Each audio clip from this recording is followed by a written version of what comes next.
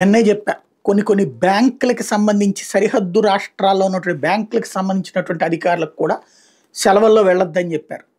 At the same time ఎందుకంటే నేను ఊరికినే వేగ్గా చెప్పను. జరుగుతున్నటువంటి వాటిలో మ్యాక్సిమం ఇన్ఫర్మేషన్ కొంత స్పెక్యులేటెడ్ ఉండొచ్చు. స్పెక్యులేటెడ్ అయితే స్పెక్యులేటెడ్ అనే చెప్తా.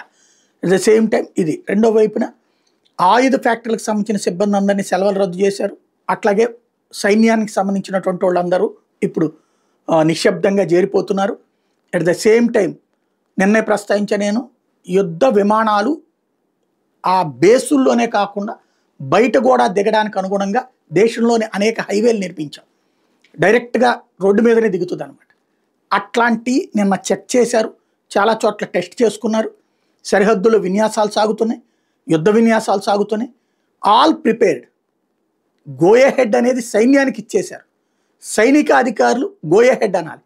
అది ఎక్కడ ఎప్పుడు ఎలా ఎందుకు అటాక్ చేస్తారన్నటువంటిది ఆ వ్యూహకర్తల యొక్క ఆలోచన. దానికోసం వెయిట్ చేస్తున్నారు అందరూ.